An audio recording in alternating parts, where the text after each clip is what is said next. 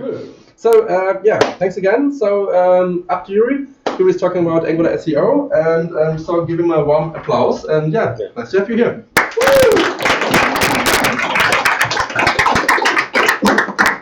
Thank you. I'm Yuriy. I will tell about myself a little bit later. So on the second slide. So the first slide was Angular. For me, it's like I started with Angular 1. Was really awesome, like with this interaction and this all of this wow effect. It was really about the Angular. And when we started working with Angular, like testing it, nobody knows about. Okay, we developed the website. We want it on Google.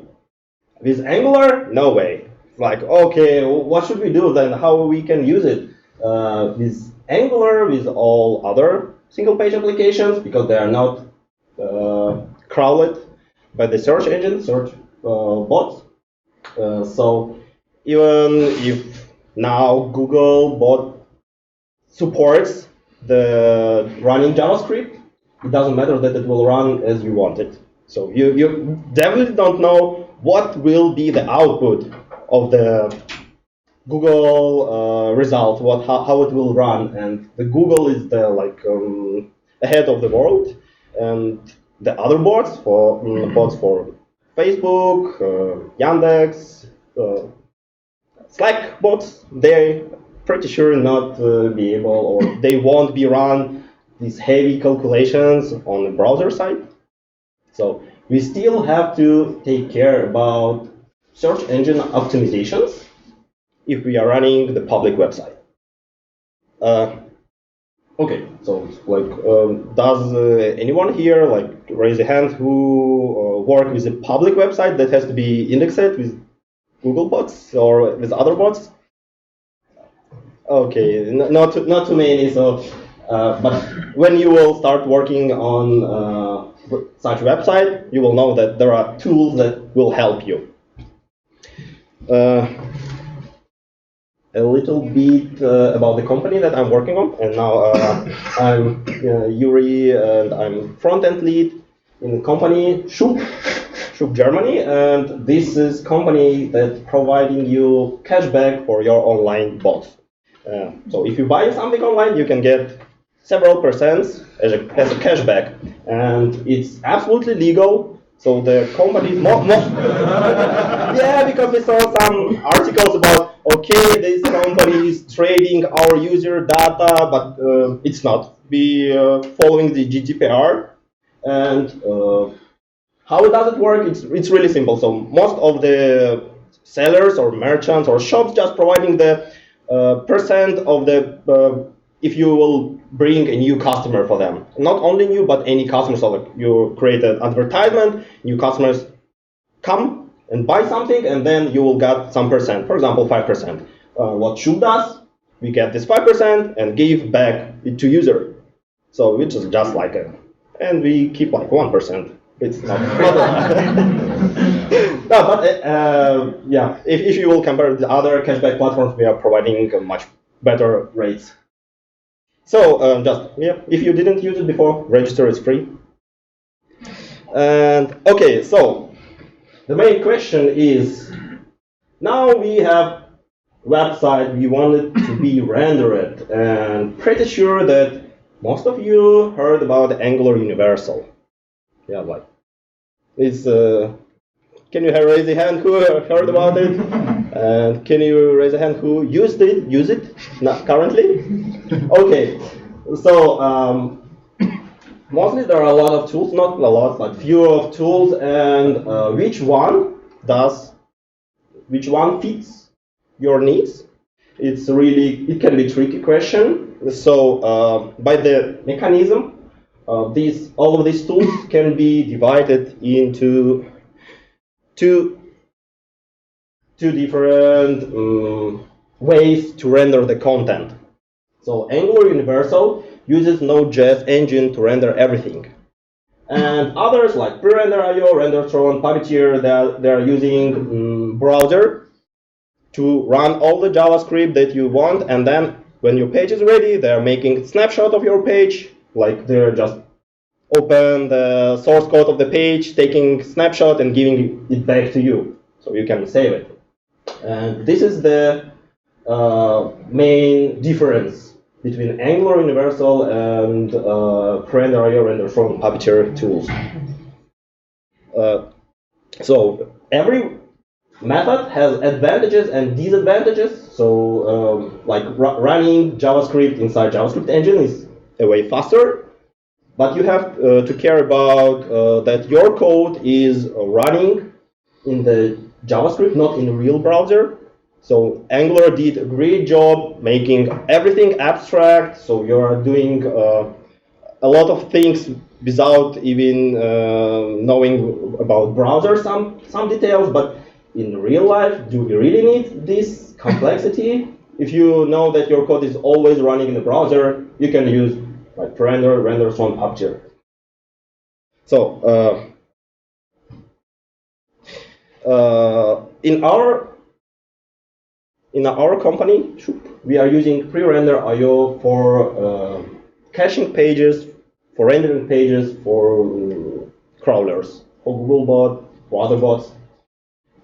So why is pre-render.io?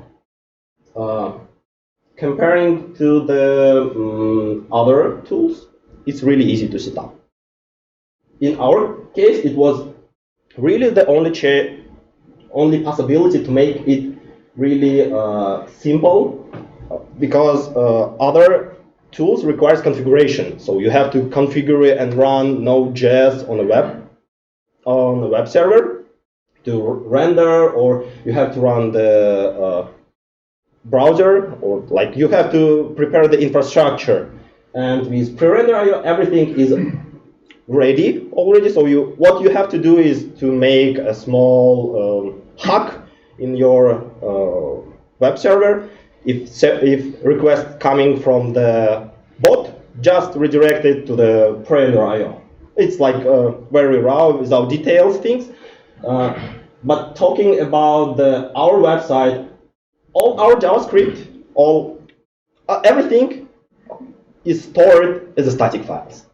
It's the cheapest way. It's scalable. You don't care about how it works, because everything is based on the Amazon S3. If you're using like this one, the pre-render.io is the best option, because like serving static files is the easiest way. Another thing that you cannot do with, or you can do, but it's really tricky with Angular Universal, is how to control the HTTP status. And most of the bots requires correct HTTP statuses. For example, 404 for not found page. And this is what really hard to do on other tools. You have to do a lot of hacks or manual coding, and with pre-render.io, it's really easy. So if you will go to pre-render.io and find the API, it's really just one page. So it's really easy. And of course, your code is running only in the browser, so you don't care about all of these abstractions. You don't have to check if you're running platform in the browser or inside the other thing. So you can write safely the code that will be running only in the browser. So it's like, sounds like advertisement of pre-render.io. But I'm really fan of it because it really makes our life easier. So next, potential pitfalls.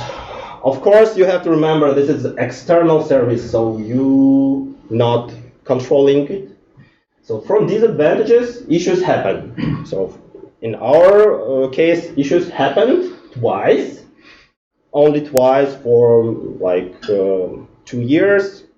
So it's not a big thing, but it's kind of stable. So only two during 2 years, and how to say it, rendering, caching content for bots. It's not something that is critical. So even if the content won't be available for a couple of days, it's absolutely fine, because bot doesn't visit your page every day. So it's hard to debug. It is really hard to debug. I would say it's really impossible to debug, because you don't know what's happening there. So they are running some browser, they're making snapshot of your code and of the page, and then something happens. So if you will try to go there and check if what you will see as a Google bot, sometimes you can see errors, and you don't know what's happening there.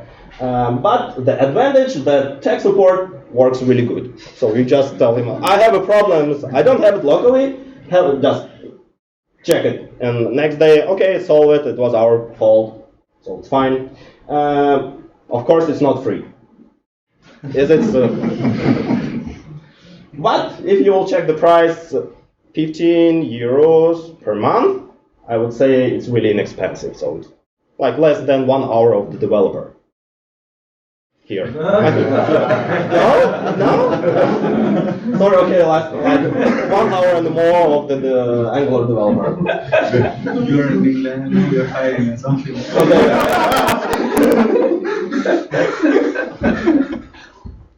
Okay, so this is two things that you have to know. Like, you cannot rely on the external service, on any. This actually, it's about any external service. So first, you have to schedule the check for critical pages. So what you can do is once a day, once in 2 days, running a script that pretends to be a bot. Just access your page through your external interface and checking that there is no errors on the page and there is the content that you expect. So running it every day, once a day, you will be safe. Safe. Yeah.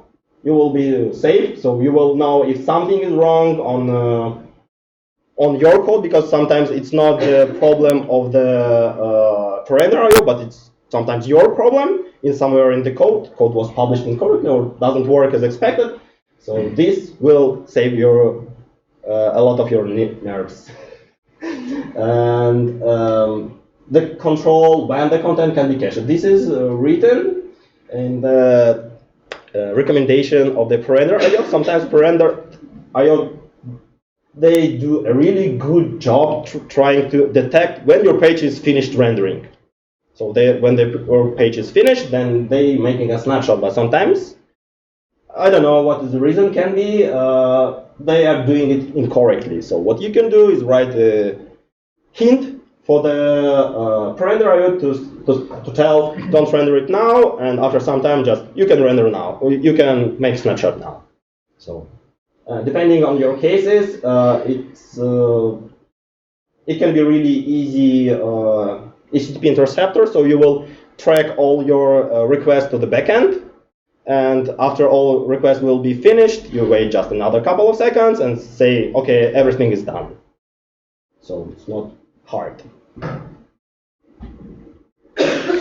Okay, we have code examples, and here, here we can get them.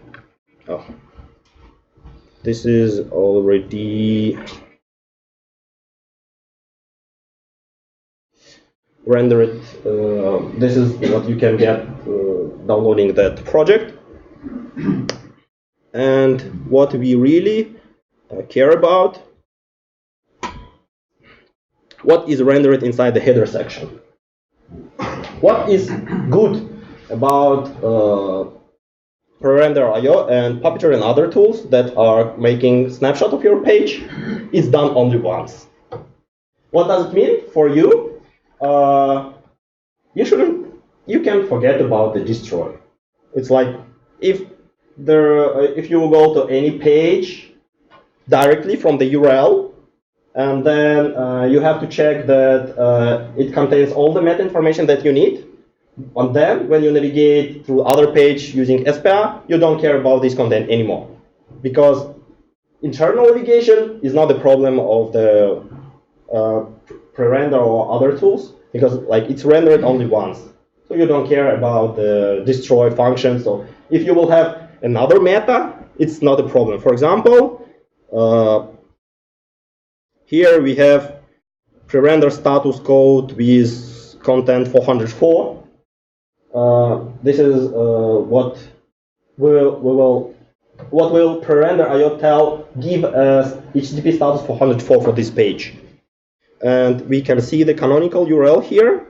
But if we will reload the page, we will see only the pre-render status code 404. So canonical URL was from the home page, but we don't care about it, because like what we really care about, when you refresh the page, it should contain only the meta information that you need. And if there is another meta information, no, you can forget about it. Yeah, of course you shouldn't, but you can. I mean, it makes your life easier. Okay, let's make it everyone see, or so like increase it. Oh. So this is like normal routing for the just standard application. And just pay attention to the path 404 that we have here, and that we have not found component.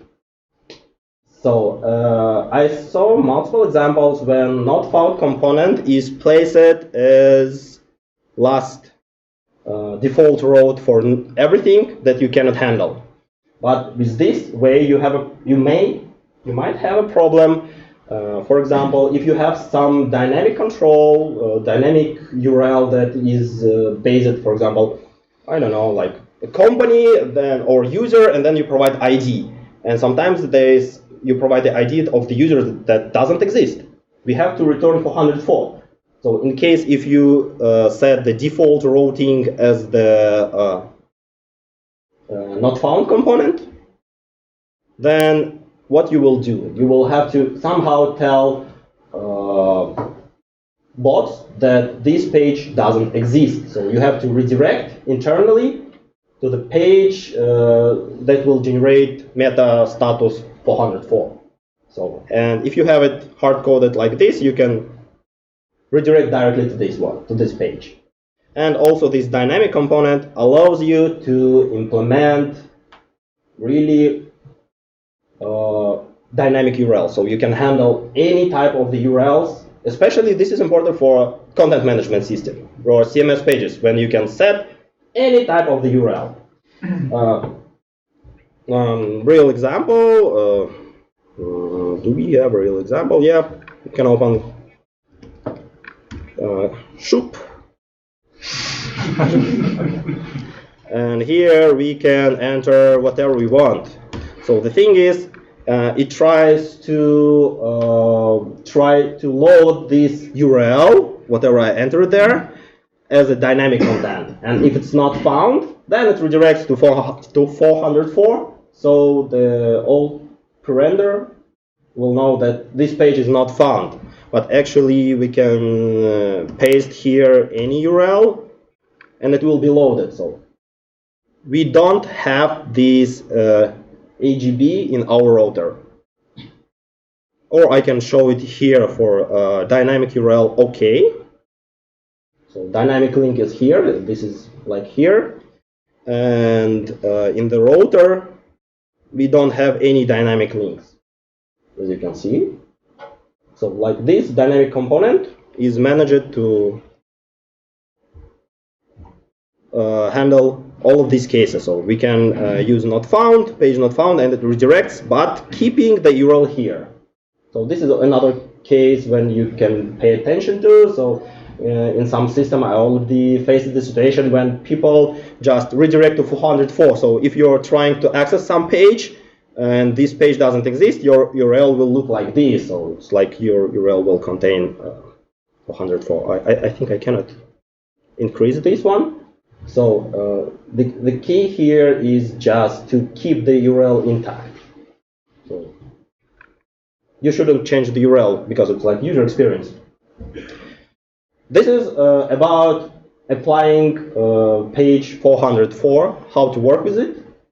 And code-wise, if we will go to not found component, it's really simple. It's calling SEO service, set status code 404.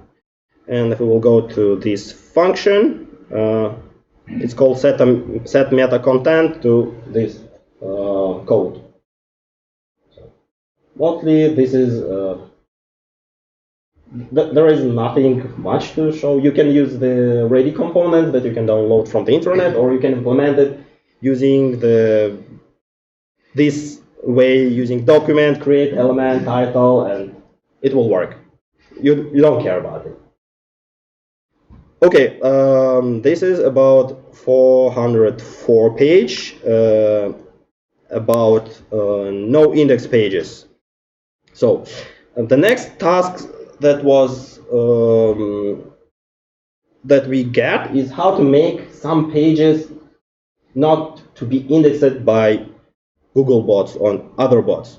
So we have to set the no index there, no index follow, and this one has to be done dynamically. So code-wise, it's really also simple. Just a moment, it should be page B component, I think. Yeah. So we are setting set no index that will create robots with content no index follow, and here we have a small trick.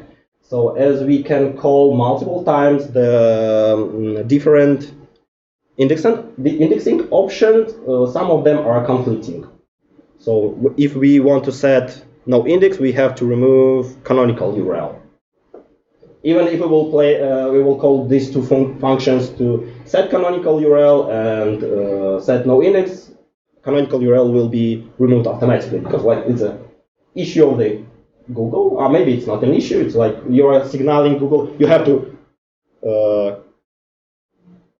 render. You have to crawl this page, and with no index, you don't have to crawl this page. So we are sending two flags at the same time.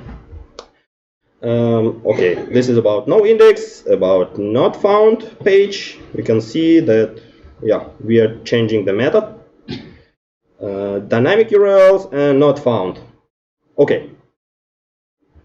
So what do we have about the code? The code is simple, I would say.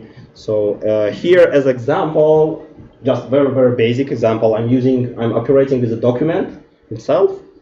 So I'm creating elements, meta elements, titles directly. You don't have to, and everything you have to do is just to provide meta keys for pre-render I/O.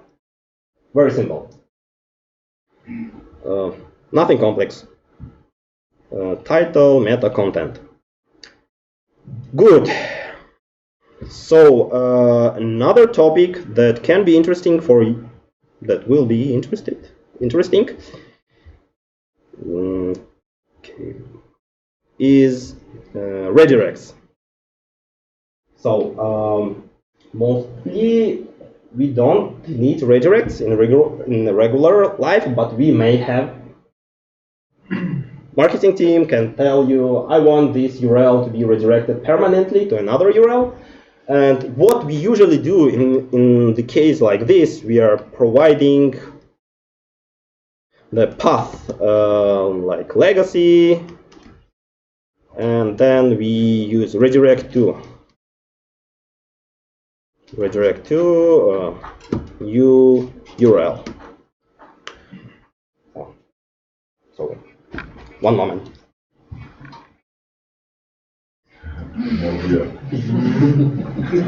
I have to be brave. This is like the perfect situation when you don't have to do anything, you just redirect, and the thing is like the tricky part, how to set the status 301 for the redirecting.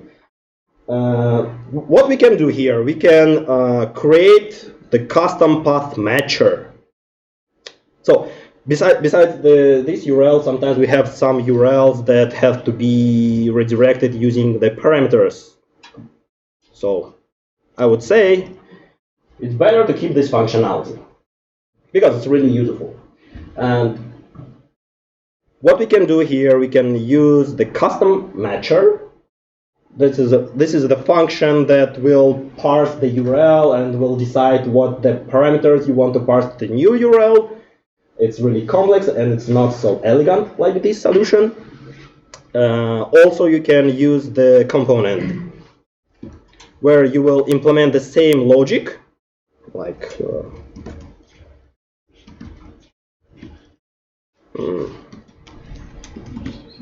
about handling this URL, that is going to be the component that will be used for everything. But with both of these ways, you're losing the visibility, the elegance of the code. So you don't know where it will be redirected. You don't know what will be the end path that you want it to be. So the only solution that we were able to find so far is, let me show you.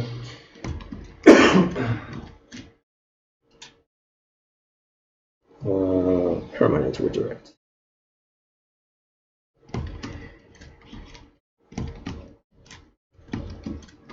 I'm doing something really small. Is it better? No? I'm not sure that the...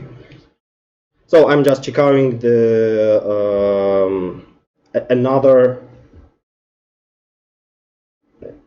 branch. Okay, don't save. So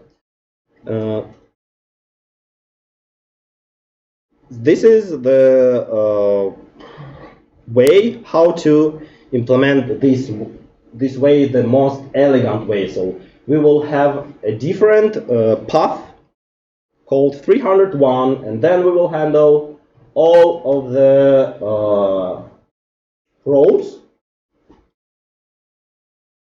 like really anyone, and then we can use the guard to see what will happen. And the component is not important, as it will never be used.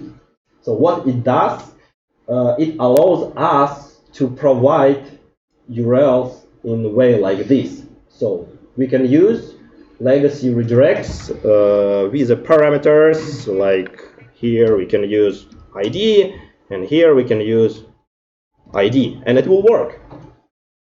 And this is like the most visible way to see where the old legacy URL will be redirected to. Plus, you have the ability to control which path will be redirected to which path with just checking this parameter. If you want it to be redirected permanently, just add it. If you don't want, don't add it. Easy. And this, the key point here is SEO permanent redirect guard.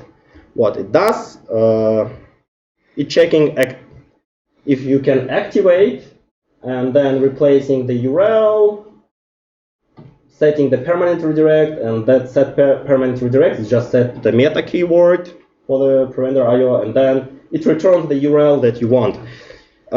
This one is added in the Angular 7, I think. So you can return, instead of the true-false values, you can return the new URL to redirect to.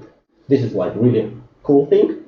And in old way, like in previous versions of Angular, you can return false, and then you can navigate the router with set timeout, or how you want it better, to the URL that you need. Like, if this code can be rewritten like set timeout,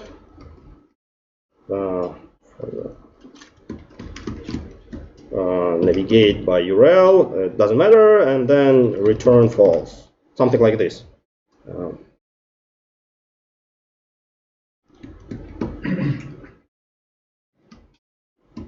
Even like 0 is fine. So, like, this is for 301, this is the best way we were able to find. Have you considered using the data to redirect URL in the data in the routes project? Data key. What do you mean is the routing? If you go to approaching the middle, you are on the file. In the route, you mean? No, it's in your module. In the module. The top approaching. Uploading model. Uploading. Okay, just a moment. Yeah, here. You can. You mean the just providing the. Having can activate with the data, and here you got the redirect route from here. Oh, okay. So I just wanted to know if it's something you consider. no, I've checked this one, but it makes really not looking pretty. Okay. So it's not what you will love to do. It's like every time to provide your own data. No, it's not. This one is the best way. So, but it's based on our experience. And yeah, this is the code examples. So now we have pretty simple code that we have to yeah, this is a permanent redirect, and there was a question: can we make it better with inheritance? I would say we can do it better. It will look like better, but I would say from my point of view, the inheritance is not the best what is implemented in TypeScript. So in TypeScript, we have awesome dependency injections. So you can insert in constructor dependency injection in any order. Yeah, but you have, if you will inherit the page from the kind of base class that will implement all these features, there you can check the examples on the just a moment. Here, there is a separate branch about implementation as inheritance. And another thing that you can inherit only one class, so it leads to God class that can do a lot of work that violates the principle of single responsibility. So, and it will make your code fragile and really hard to modify. But it depends on implementation, of course. It's just make sure that you're doing it right. One of the possibilities is use global injector to not call the there is a better way that we are using actually in our company. This is called composition over inheritance. So we can use the functionality only when we need. It contains the full power of dependency injection, and it has a full component lifecycle. It's really really cool. And how to implement this composition without the inheritance. In fact, we have implemented it using the components. This is like the basic thing. If you want to do something in Angular, do it using the components. So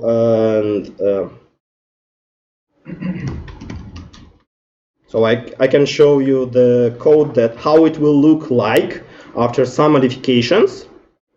So we are removing all the code from the components classes, and only thing that we are doing, we are using the components itself. So if you need to change the SEO title, if you need to set status code, just put it on the component template that you need, and it will work as a composition.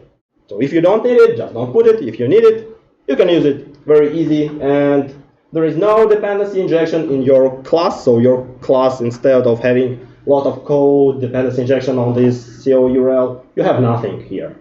And you have a full life cycle inside these components. So you have access on init, on destroy. You can use the functions like dynamic if just to set it or remove it, and it really works. Very simple. So, okay, and yeah, the end.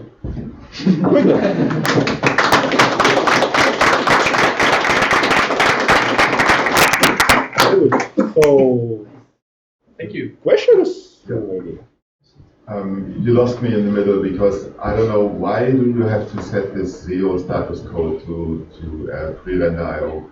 I didn't get the model of what is happening here. You get a request from a robot, and your load balancer redirects it to pre-render IO before it hits your machines. And then pre-render IO asks you again, not being a robot, for the real page. And you can deliver everything you want to. You can tell them 404, you can tell them redirects, you can tell them everything. So what's the problem?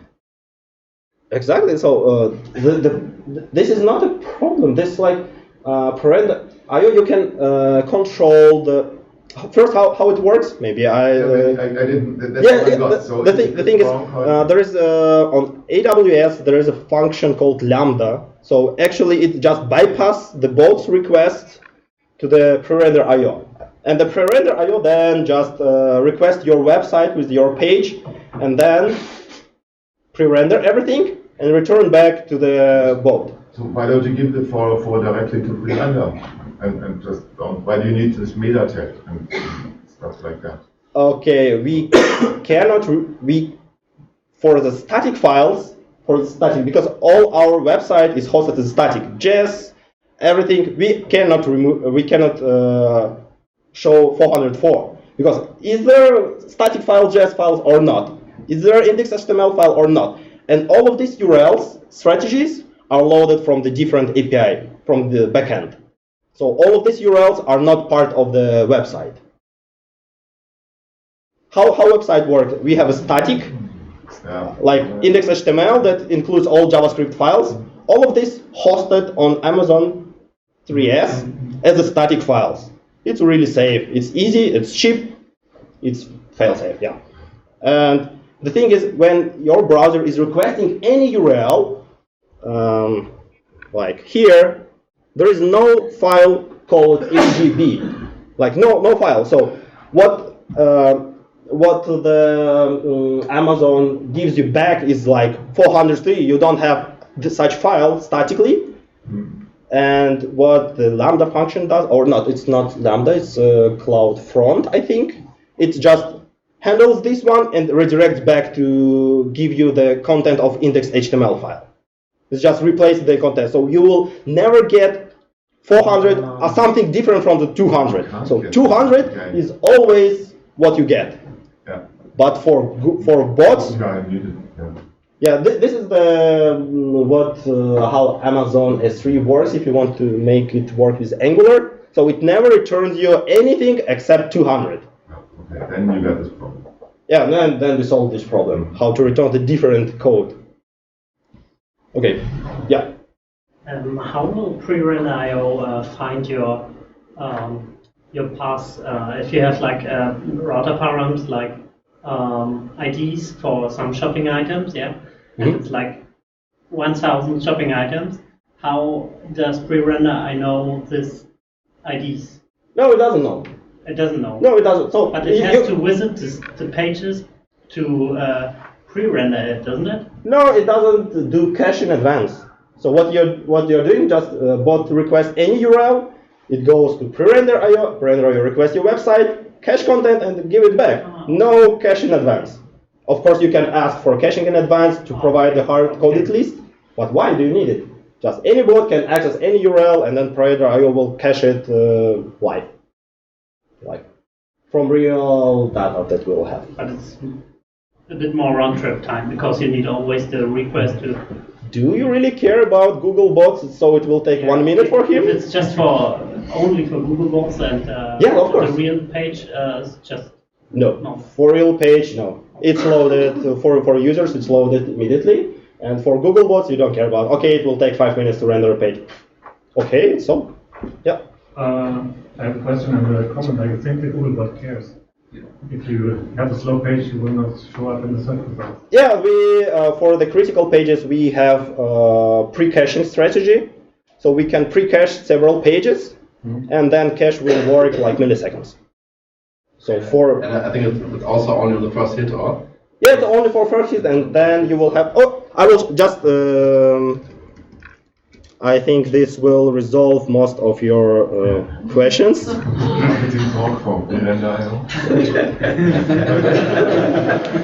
So we need the API part, I think. First, pricing. 20,000 pages, $15 per month. Yeah, that was my real question. Do you know the real price? Because you also have to pay for the Lambda function, and that has to run on every request. So if you have a really big site, that might get expensive. No, I don't think so.